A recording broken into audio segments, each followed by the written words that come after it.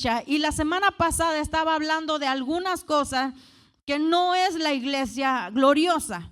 Algunas cosas, por ejemplo, la iglesia gloriosa no es una iglesia que está herida. ¿Se recuerdan que estaba hablando? Una iglesia que le corre sangre, pero corre sangre de una herida, de una ofensa en el corazón, en el alma, en la mente. No es esa la iglesia gloriosa. Entonces hoy quiero hablarles de algo que yo sé que ustedes han escuchado también, para el que no, porque cuando llegamos a la casa del Señor, cuando nosotros conocemos de la palabra del Señor, nosotros venimos para ser instruidos en la vida que Dios quiere que nosotros vivamos en este tiempo. Entonces esa es la vida que Dios quiere que vivamos conforme a su palabra. Entonces hoy quiero hablarles una de las primeras cosas acerca del temor del Señor. La iglesia gloriosa es una iglesia que camina en el temor del Señor. Y temor, muchas veces la gente cuando no conoce piensa que es miedo. No es lo mismo miedo que tener temor del Señor. Miedo es miedo al castigo, uno tiembla, uno hace las cosas no por respeto, sino por miedo. Tener temor de Dios es reverencia, es respeto, es no querer desagradar al Padre que nos ha elegido, nos ha escogido, nos ha lavado y nos ha bendecido. Es decir, que nosotros andamos en el temor de Dios, es decir, que nosotros respetamos, reverenciamos al Señor. Eso es que la iglesia ande en el temor del Señor. Así que la iglesia gloriosa es una iglesia que respeta al Señor. Es una iglesia que honra la presencia del Señor. Es una iglesia que tiene respeto y consideración por la presencia y por su palabra. Entonces, muchas veces nosotros podríamos considerar un par de cositas en cuanto al temor, andar en el temor del Señor. Tener temor es decir que yo no lo tomo como juego, la palabra. Lo que Dios ha tratado de enseñarnos, no lo tomo como un juego, como un chiste, lo tomo seriamente. Lo tomo seriamente. No sé si le ha pasado que alguna vez usted está conversando y tal vez usted está diciendo algo serio y la otra persona se ríe y tú dices, tienes que ponerte serio porque para que la gente entienda que estás hablando seriamente. Entonces, nosotros cuando andamos en el temor del Señor, la iglesia que camina en el temor del Señor toma seriamente cada palabra, cada enseñanza que Dios siempre ha tratado de darnos. Lo toma seriamente, con seriedad. No es un juego, no es una broma, no es algo pasajero, es algo para tomarlo en serio. Es como cuando están diciendo en el trabajo están recortando y uno lo tiene que tomar en serio. Llegas a buen tiempo, te vas tal vez 5 minutos después, tal vez haces mejor el trabajo. Uno lo está tomando ¿qué? En serio. No perder un cliente, ¿verdad? Le pone un poquito más. Entonces lo tomas en serio, algo lo tomas en serio. Y no solamente tomar en serio, sino también considerar lo que Dios dice. Considerar, porque muchas veces podemos creer que uno tiene respeto del Señor solamente porque lo escucha. Pero dígame papá o mamá, sí o no, cuando usted da un consejo y su hijo solamente aparenta como que solamente está queriendo saber tu opinión, pero no lo está considerando, no lo está tomando a la hora de vivir su vida. Entonces, no solamente tener temor del Señor es considerar seriamente el consejo, la palabra, la enseñanza, sino también cuando nosotros ya estamos en nuestro caminar con el Señor y hay algo que Dios nos ha enseñado, tomo ese consejo, lo considero a la hora de ahora vivir mi vida. Entonces, es decir, que vamos a suponer que usted le da un consejo a su hijo, él empieza a manejar, empieza a conducir y maneja como tal vez un joven inmaduro, pero ahora tú le das un consejo y le dices, bueno, tienes que ir al límite, tienes que respetar, hay otras personas que se meten, hay otras personas que no están manejando bien, tú tienes que tener cuidado. Entonces el hijo es Cuando uno respeta, cuando uno honra, cuando uno reverencia, es decir, ahora a la hora de subirme a un auto nuevamente, tomé serio ese consejo, esa enseñanza, pero ahora también estoy considerando ese consejo, porque a la hora de subirme a un auto, ahora considero, tengo que ir al límite, tengo que tener cuidado, porque hay otras personas que no están manejando bien. No es solamente decir, bueno, ¿qué es la opinión de mi papá y la opinión de mi mamá? Entonces hay gente que piensa que tiene respeto por el Señor, que tiene temor por el Señor, porque ese es temor, respeto y reverencia, pero realmente solamente toman la palabra del Señor como una opinión. Es como decir, bueno, eso es lo que opina el Señor. Se escucha muy bueno lo que Dios está enseñando, se escucha muy bueno lo que Dios está hablando, pero no lo considero a la hora de vivir mi vida. Entonces eso no es tener temor del Señor. Tener temor del Señor es acordarnos lo que el Señor ha tratado de enseñarnos a nosotros. Entonces, esa es una de las características de cómo luce una iglesia gloriosa. Es una iglesia que toma seriamente la palabra, pero también considera a la hora ya de vivir su vida. Lo que antes no hacía, ahora considera la palabra, el consejo, la enseñanza del Padre. Eso es tener temor de Dios. Dígame, papá y mamá, ¿cómo se siente usted cuando da un consejo y sus hijos le toman en cuenta? ¿Cómo se siente papá, mamá? Los que son papá y mamá. Honrados. Uno dice, se siente honrado, se siente respetado, se siente escuchado. ¿Por qué? Porque dices, bueno, tú le estás haciendo, le estás hablando, le estás enseñando para su bien. Nunca un papá que ama a su hijo, nunca le va a aconsejar para mal. Siempre le va a aconsejar para bien. Por eso la semana pasada le decía que a veces no nos agrada, no nos gusta, como que nos incomoda lo que el Padre nos está enseñando, pero siempre es para nuestro bien. Entonces, tener temor de Dios es conducirse en respeto, en reverencia, en tomo seriamente lo que el Padre me está enseñando. Tomo ese consejo a la hora de vivir mi vida. Entonces, otra característica de cómo luce, para darnos una claridad, cómo luce esa iglesia gloriosa que Cristo se va a presentar a sí mismo. No va a ser una iglesia cualquiera, no va a ser una iglesia con manchas, no va a ser una iglesia ahí media desbaratada, media desarreglada o arreglada en un intento de arreglo, sino va a ser una iglesia como lo que estamos viendo ahí, sin mancha, sin arruga, pulcra, pura, santa, sin mancha, dice la Escritura. Entonces, la otra es que la iglesia gloriosa vive, camina en oración. Una iglesia gloriosa, la característica es que tiene comunión con Dios, que tiene algo en común, que tiene compañerismo con el Señor. Una persona, iglesia, una persona que deja de orar, deja de conocer a Dios. Una persona que no ora es alguien que solamente habla de lo que le ha leído y de lo que otros le han dicho. Una iglesia, una persona que no ora, no conoce al Padre, no ha experimentado su amor, no ha experimentado su misericordia, su autoridad. Habla simplemente de logos, pero no habla de la experiencia, de la comunión que tiene con el Señor.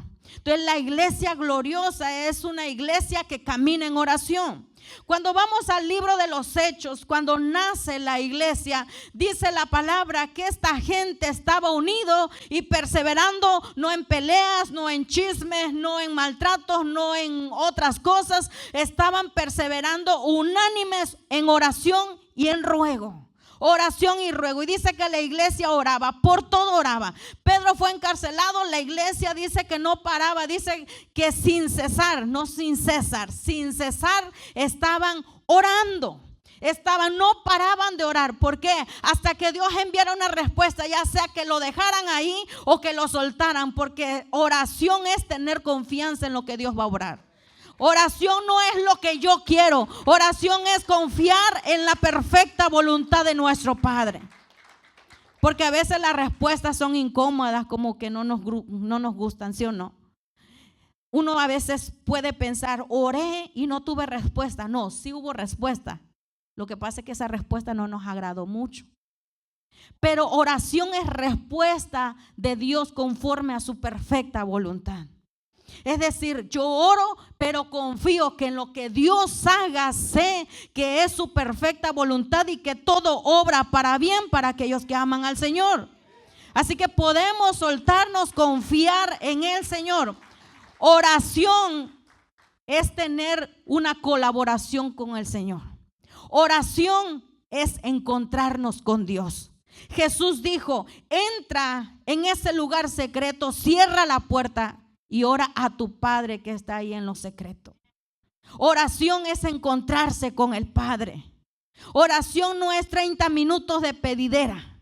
Oración es ir a ponerle los imposibles, las cargas que no nos pertenecen al Señor, confiar en Él, poner toda nuestra ansiedad sobre Él, pero escuchar, recibir la impartición que el Señor quiere traer sobre nuestras vidas. ¿Cuántas veces, dímelo, no me va a dejar mentir, que yo sé que hay gente que aquí que le ha pasado, que trae una situación, trae una carga, pero va y ora, derrama su corazón, abre su corazón, derrama su alma delante de la presencia de Dios, y un tiempo en ese lugar de rodillas, hablando con el Padre, sale renovado, sale con fuerzas, sale como sintiendo que lo puede todo. Dígame sí o no. No, yo salgo de la misma manera. Ahí hay un problema y no es de Dios, no es de papá. Entonces, oración es encontrarnos con Dios. Siempre que nos encontramos con Dios, siempre algo va a pasar. Algo tiene que pasar. Y dice la Escritura que nosotros, que aquellos que adoran ídolos, dice que se van pareciendo a aquello que ellos están adorando. De la misma manera nosotros, cada vez que vamos a encontrarnos con Dios, a hablar con Dios, que estamos platicando, esperando esa respuesta, que lo alabamos, lo adoramos a Él, nos vamos pareciendo más a Él. Entonces la gente empieza a ver algo diferente y como que te veo diferente, te hiciste algo, algún arreglito. No, fue arreglo del cielo. Antes tenía una cara de amargado, de amargada, y dígame sí o no, el Señor nos cambió totalmente. Porque son esos encuentros con Dios. Son esos encuentros con Dios. Así que la iglesia perseveraba ¿en qué? En oración. En oración, mire, mi hermano, usted siempre va a ser criticado porque todo es oración.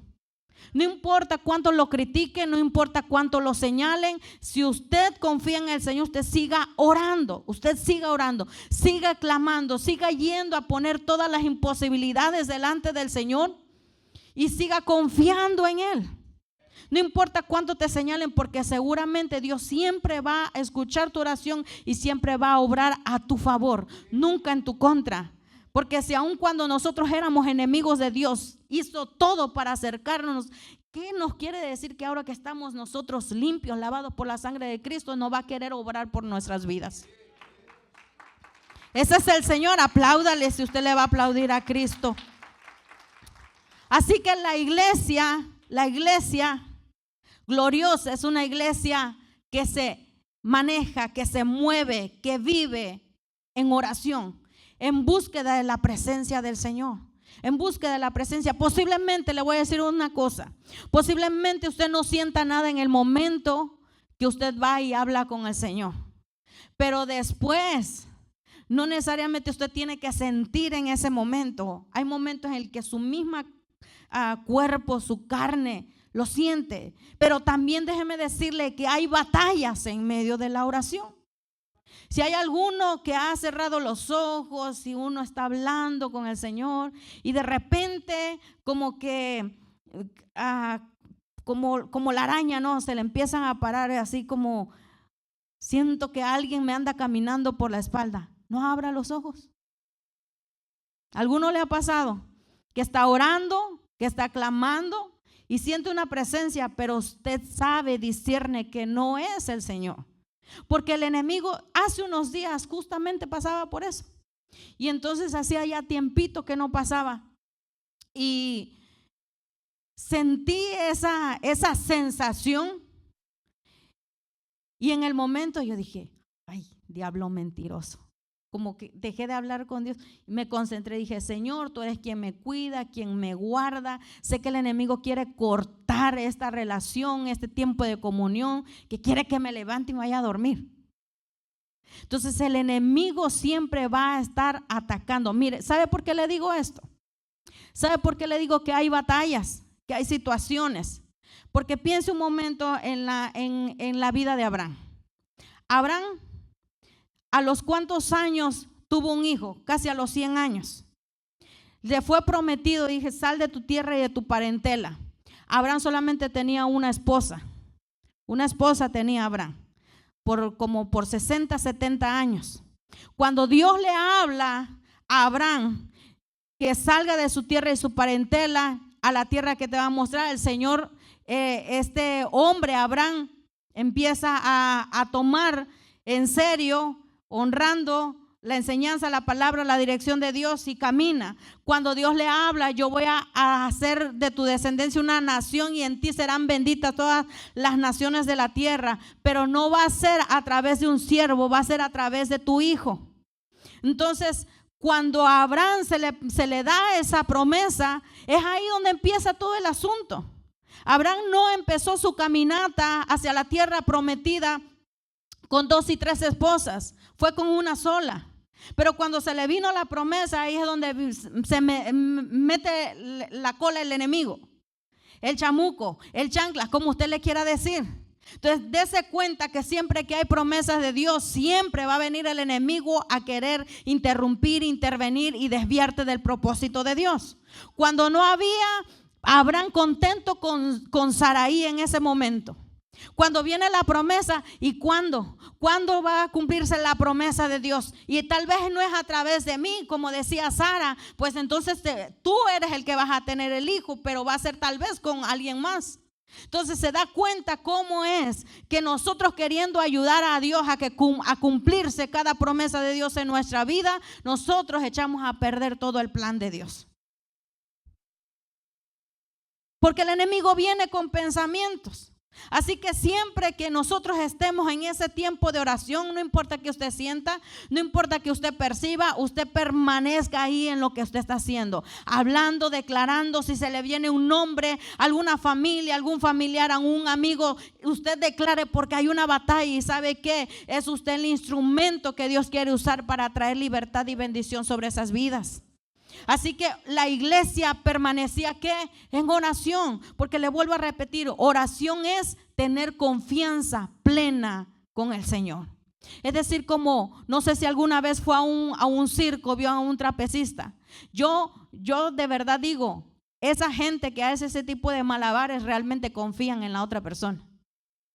Aparte de que tienen protección y seguridad, pero una caída mal como sea, ¿no? Se tuerce uno el cuello o algo. Realmente esa gente tiene confianza en la otra persona. ¿Por qué? Porque al hacer ese malabar se suelta confiando en que la otra persona tiene la capacidad de sostenerlo, de tomarlo en sus manos y que no lo va a soltar. Y esa es oración. Oración es confiar plenamente en el Señor, soltar todo en las manos de nuestro Padre Celestial. Vamos y nos encontramos con el Señor. Así que, iglesia, que el enemigo no le robe más ese tiempo que usted tenga que tener con el Señor. Haga lo que tenga que hacer. Tal vez si usted tiene que regalar su televisión, regálela. Por aquí vemos muchos, ¿cómo le puedo decir? Muchos voluntarios que podemos recibirla. Bueno, la puede guardar. De verdad, el enemigo está empecinado en cortar nuestra relación con Dios. Y que usted y yo vivamos solamente del logo, solamente de lo que leímos en la palabra, pero que nada se revele porque no tenemos comunión con el Señor. No vamos y hablamos con el Padre. ¿Y sabe quién es el que da entendimiento? El Señor. No hay un hombre o mujer sobre la tierra que le pueda traer el conocimiento, la revelación que solamente el Espíritu Santo se la da en ese lugar secreto. Nadie. Ni el hombre más ungido, ni la mujer que hace demasiados milagros y liberaciones puede darle ese conocimiento. Solamente cuando usted va al encuentro con el Padre. Y le vuelvo a repetir, no importa cuánta gente le señale que usted se la vive en oración, usted permanezca en esa confianza, en esa comunión plena con el Señor. Porque aquella gente que te critica al rato te va a pedir oración.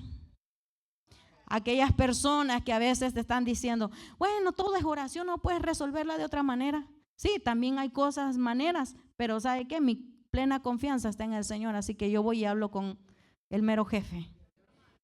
Hablo con el Dios del cielo.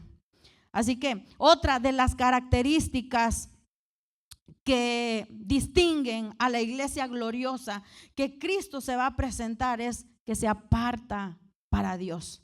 Y vamos a leer una escritura que se encuentra en Hebreos 12:14. Hebreos 12:14. Vamos a leer esa escritura. Es otra de las características. 12:14. Dice la escritura: seguid la paz con todos y la santidad, sin la cual nadie verá al Señor. Seguid la paz con todos y la santidad, sin la cual nadie verá al Señor. En esta época, en este siglo donde todo es de seguidores, dice el Señor, seguid la paz con todos y la santidad sin la cual nadie verá al Señor. Y santidad dijimos que no es la apariencia de afuera, es un reflejo de lo que está por dentro. Pero no solamente eso es santidad. Santidad, lo que le dije, otra de las características que distingue a una iglesia, a la iglesia gloriosa que Cristo se va a presentar para sí mismo, es una iglesia que se aparta para Dios. Dice, y la santidad sin la cual nadie verá al Señor. Es mentira, mire, hay palabras que parecen espirituales, pero son una mentira. Hay palabras que son espirituales, ¿como cuáles? Yo busco a Dios a mi manera. ¿Alguien le ha dicho así? Yo busco a Dios a mi manera. Ah, perdón, es que a Dios se les olvidó decirnos cómo quiere que le busquemos. Por eso es que buscan a Dios a su manera, porque a Dios se le olvidó decirnos cómo buscarlo. Hay gente que dice, Dios sabe.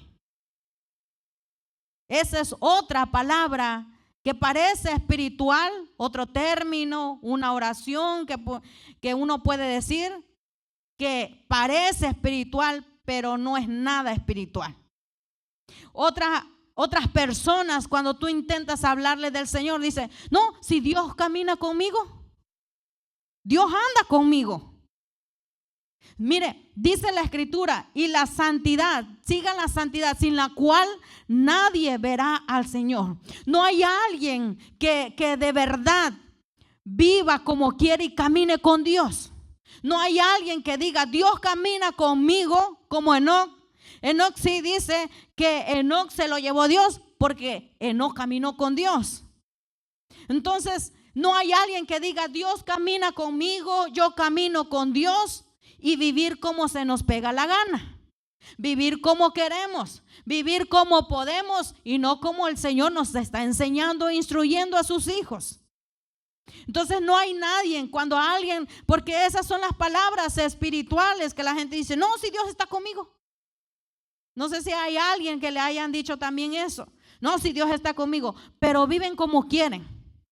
Entonces no hay alguien, ¿sabe por qué? Porque Dios no hace trato con el pecado ni con las tinieblas. Dios no está regateando con el pecado ni con las tinieblas. No es decir, bueno, para que, ay, es que, ¿cómo es que tienes que apartarte para mí? Y así caminamos y tenemos comunión. Mira, poquito, y así poquito contigo. No está bien, no tienes que dejar todas las cosas. No es cierto. No, tiene que haber un corte definitivo. Mire, y no se trata, déjeme decirle, esto no es una condenación, es un llamado de Dios a salir de la condición en la que uno se puede encontrar. No hay alguien que pueda estar metido o metida en la pornografía, en el adulterio, en la fornicación, que diga que Dios camina con ellos. Dios está, y le voy a decir una cosa, este es el sentir que el Espíritu Santo tiene sobre nuestras vidas y sabemos que Dios está obrando en nosotros. Si hay alguno que le haya pasado, y yo sé que sí les ha pasado, tal vez similar, si no es que a todos, en algún momento, nunca nosotros tal vez, si era uno bien mal hablado, uno se la disfrutaba hablando maldiciones. De 10 minutos de conversación, 8 minutos eran puras maldiciones. No nos sentíamos mal al mandar a saludar a alguien, a su mamá. No nos sentíamos mal. No nos sentíamos mal de andar criticando y hablando de todos. No nos sentíamos mal de ponerle tropiezo a alguna persona. No nos sentíamos mal. No nos sentíamos mal cuando eran el alma de la fiesta. Ni le cuento qué es el alma de la fiesta. Pero así le decía, no, es que era el alma de la fiesta, es el que ponía el ambiente. No se sentía uno mal. Pero cuando uno empieza a acercarse a Dios, cuando Dios nos está enseñando, nos está instruyendo, llega un momento donde los lugares donde uno se sentía muy bien empiezan a incomodarte. De hecho, llegas a un momento donde dices, ay, chihuahuas, es lo más que puede decir. Ya no digo malas palabras, pues ¿cuándo se me quitó? Es la obra del Espíritu Santo. Es la obra del Espíritu Santo en uno. Empiezas a incomodarte y dices, ay, como que ya no me siento bien en estos ambientes.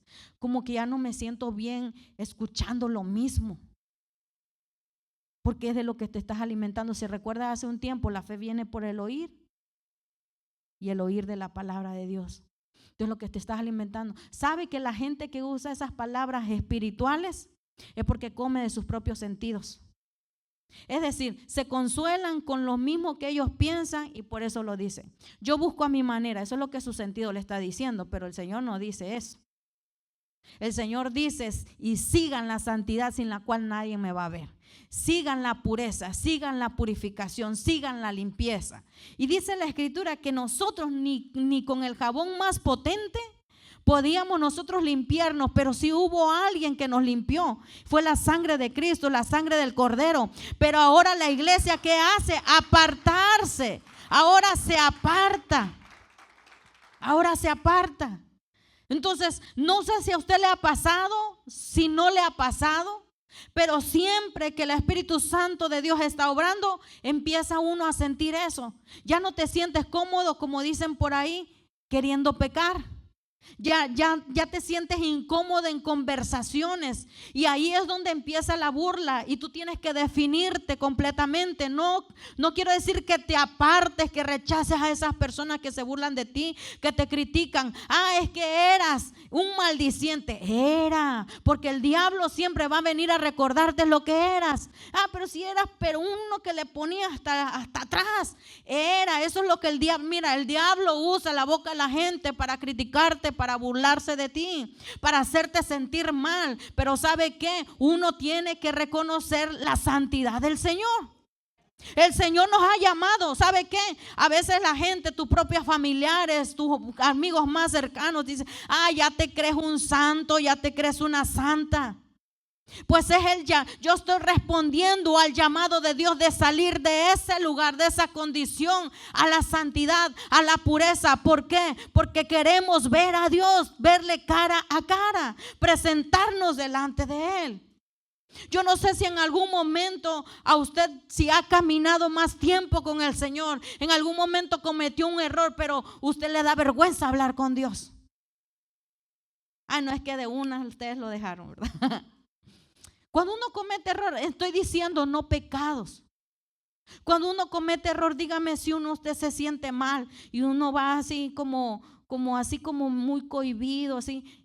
Mire, le voy a decir una cosa.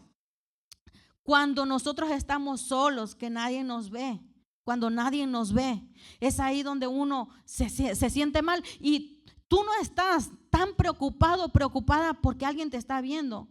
Tú te sientes mal y dices que no me siento bien, esto lo tengo que dejar. Es algo que no me acomoda, siento vergüenza hablar con Dios, levantar mis manos. Es ahí donde nosotros decidimos apartarnos. Es nosotros que estamos respondiendo al llamado de Dios a la santidad. Entonces, cuando antes nuestras conversaciones eran puro maldecir, hijo de la no sé qué, hijo de la no sé cuánto, y bueno, tantas malas palabras, que uno se reía, se carcajeaba. Es más, entre más malas palabras uno decía, uno mejor se sentía. Pero llega un momento donde uno se incomoda, porque dice la Escritura que de una fuente no pueden brotar dos aguas, agua dulce y agua salada. O brota agua dulce o brota agua salada. O brota agua dulce que bendice, que ora, que clama, que alaba al Señor, que lo glorifica. O otra agüita que no nos nutre, que no nos refresca, que no nos da vitalidad. Entonces, uno tiene ese sentir. Si usted ha tenido ese sentir, no es su mente, es el Espíritu Santo. Si usted ha tenido ese sentir, no es su mente, no es que dice, ¿y ahora qué me está pasando? Es el llamado de Dios de salir de ese lugar de impureza a nosotros, ese lugar de apartarnos para Dios. Porque Dios, como les dije la semana pasada, los lesionados, los lastimados se quedan en la banca viendo cómo juegan los demás.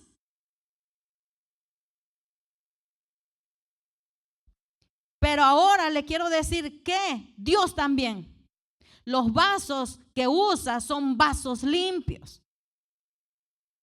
No son vasos contaminados. Ay, dame aceite fresco, Señor. Ajá, espérate un momento. Señor, úngeme. Señor, dame vino nuevo. Señor, pon en mí. Primero hay que limpiar. Hay que limpiar el vaso para ser usado. Y ¿sabe qué? No solamente usado, porque hay gente que puede ser usada y no aprobada por el Señor. Lo que debemos de buscar nosotros es ser usados, pero también aprobados por el Señor. Lo que le digo, no solamente lo que nosotros hacemos en público, sino en el secreto. Eso es la aprobación de Dios. Eso es donde nosotros buscamos la aprobación de Dios. Donde no importa, tal vez ni los pastores, ni los líderes, ni los hermanos, ni mis familiares, ni a quien le he predicado se enteren de lo que yo estoy haciendo en el secreto. Tal vez no lo sepan, pero mi Padre, ese sí me importa, porque lo reverencio, porque camino en el temor de Él, porque tomo en cuenta seriamente su consejo y su enseñanza.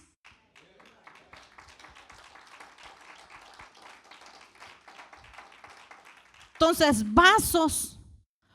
Los vasos que Dios usa son los vasos limpios. Vasos limpios. Odres nuevos.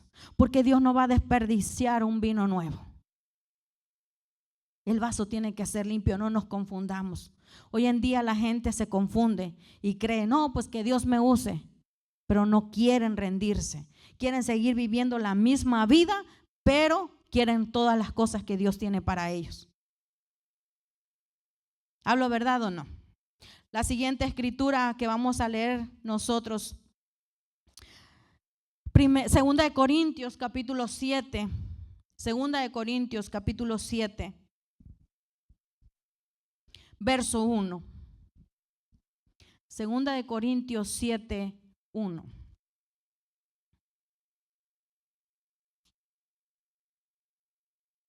Dice la escritura, así que amados, puesto que tenemos tales promesas, limpiémonos de toda contaminación de carne y de espíritu, perfeccionando la santidad en el temor de Dios.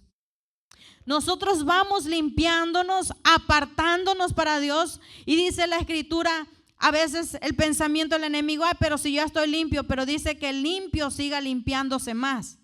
El enemigo quiere poner ese pensamiento, esa mentalidad de que paremos.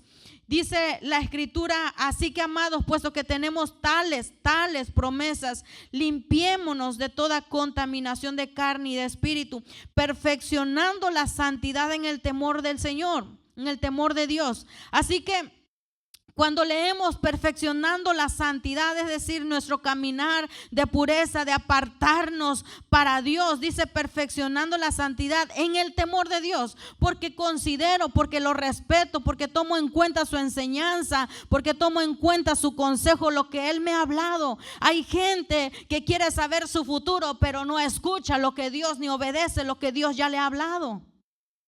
Señor, háblame. Tiene 66 libros que nos hablan. Y la gente está esperando. No despreciamos la palabra profética, porque sería despreciar al Espíritu Santo. Pero la gente a veces está como cuando va a la lectura. A ver, léeme las carnes, échamelas, a ver qué me dice. Dios nos está hablando, Dios nos ha hablado aquí. Y si no obedecemos esto que está aquí, ¿como para qué queremos que Dios nos hable? Es mi pregunta. Digo porque a mí me pasó. Dice, Señor, a ver, que si me obedeces lo que estás leyendo. ¿Por qué le digo esto? Porque un día también a nosotros nos tocó. Nos dijeron, ustedes no están bien delante de Dios, hay que casarse. Sí, el año que viene, el 30 de febrero. Sí. No, la realidad es, ok, si vamos a caminar en el temor del Señor, si el Señor nos está hablando, si voy a considerar su consejo, entonces atiendo a lo que Él me está diciendo. En ese tiempo tenía una como esta, pero estaba yo embarazada. Estaba yo embarazada, de verdad. Ni les cuento algo cómico. Ya, después yo creo que se lo cuento. Se lo cuento de una vez porque le digo que esta panza. Porque una vez que estaba en un baby shower, yo decía, bueno, a ver la embarazada, me mido la panza y era casi mi panza estaba más grande que la de la embarazada. Ya estaba por aliviarse. Imagínense. Entonces, imagínense, yo me moría de la risa. Yo dije, ay, Señor Santo. ¿Qué les estaba diciendo? Cuando nosotros también recibimos ese llamado de Dios, de salir de ese lugar a ponernos bien delante de Dios. Yo sé que hay gente aquí también que ha recibido ese mismo llamado de Dios. No es una condena, es un llamado de Dios de salir de ese lugar. Porque queremos ver a Dios, porque queremos encontrarnos con papá cara a cara, porque queremos tener comunión con el Señor constantemente. No un día que lleguemos al cielo, aquí todos los días podemos encontrarnos con nuestro Padre. Podemos encontrarnos con nuestro Padre. Y la Escritura dice, así que amados, puesto que tenemos tales promesas, no son cosas que estamos por descubrir, claro, por descubrir en la experiencia, pero Dios es fiel para cumplir su palabra. Dice, puesto que tenemos tales promesas, limpiémonos entonces, dice, de toda contaminación de carne y vayamos perfeccionándonos. Esto no es un llamado para la gente perfecta, es para la gente dispuesta. Es para la gente cuando dice, Señor, tengo batallas, hay que reconocerlo. Entonces, si uno no puede salir de un pecado en específico, el Espíritu Santo puede romper las cadenas, las ataduras, puede traer libertad, porque donde está Él, dice, hay libertad. Entonces no es una condena, es un llamado a salir, a que nosotros seamos esa iglesia gloriosa, santa y sin mancha, que va a ver cara a Dios. Entonces tiene que haber un corte definitivo. Apartarnos para Dios. Tal vez uno no ha salido, no ha ganado esa batalla, pero el Espíritu Santo, la gracia del Señor nos da la fuerza para permanecer y para caminar en libertad. Señor, he batallado y con mis fuerzas no he podido dejar esta atadura, no he podido dejar este pecado, pero ¿sabe qué? Estoy dispuesto, quiero apartarme para ti. ¿Qué es lo que tengo que hacer? ¿Sabe qué? La gente espera un par de palabras mágicas y que suceda la cosa, pero no es así. El Espíritu Santo es el que obra. Déjeme decirle que lo que hace el Espíritu Santo es impartir un nuevo estilo de vida en nuestro espíritu, pero nosotros tenemos que hacer cosas para trabajar y establecer esos nuevos hábitos en nuestra vida. El Espíritu Santo ya hizo lo que nosotros no podemos hacer. Pero ahora, ¿qué vamos a hacer? A arreglar. ¿Sabe qué? Cuando llegó el arca de la presencia a la casa de Obed-edom, él no estaba acomodado su casa para recibir el arca de la presencia. Sucedió que en el camino, ¿y cuál es la casa de Obed-edom? ¿Sabe qué? La dinámica de la casa de Obed-edom tuvo que cambiar, tal vez se quedó sin sala. sin televisión, para que estuviera el arca de la presencia, pero Obed-Edom no lo despreció, honró, la recibió. ¿Qué es lo que tengo que hacer? No es que el arca se acomode a mi casa, es que mi casa se tiene que acomodar al arca de la presencia del Señor. Hay algo que tiene que cambiar, tal vez desalojar un cuarto, iglesia. Uno dice, pero amontonados, pero que el arca de la presencia está aquí. La dinámica de mi hogar, de mi casa, de mi vida tiene que cambiar, porque el arca de la presencia está en mi casa, está en mi vida, está en mi lugar. Entonces la dinámica tiene que cambiar. Obed-Edom dijo, bueno, no tengo lugar. Me hubieran avisado con un par de meses de anticipación que se les iba a romper la carreta, que los levitas no iban a cargar imagínense que le echara toda esa historia. Me hubieran avisado como mi esposo. Ay, no puedo decir eso. Dio un ejemplo que dijo, hay situaciones que tú no las esperas, dígame sí o no. O sea, emergencias de verdad, no es que se queda uno dormido. No, emergencias de verdad. Y a mi esposo le dijeron en el trabajo, avise cuando tal cosa. Dice, ¿cómo puedes avisar cuando hay algo que tú no esperas? Y es así. Como Obed-Edom, imagínense, me hubieran avisado con un par de meses. No, viene el arca de la presencia y ¿qué hago? No, pues donde quiera, no. Honró el arca de la presencia. Mi casa tiene que moverse, mi casa tiene que cambiar, la dinámica tiene que cambiar. Obed-Edom recibió y dice, y le llegó la noticia al rey. La casa de Obed-Edom ha sido bendecida completamente en 3 meses por haber recibido. Pero ¿sabe por qué? Porque Obed-Edom cambió la dinámica de su casa. Su casa se acomodó a la presencia de Dios, no la presencia de Dios a la casa de Obed-Edom. Entonces la escritura dice que nosotros, por tales promesas que tenemos, ¿cuáles promesas? Promesas no solamente para el presente, iglesia, promesas eternas, promesas que perduran, pero también decía el hermano que se sienten las bases en la vida de nuestros hijos. Son promesas de ver a nuestros hijos bendecidos.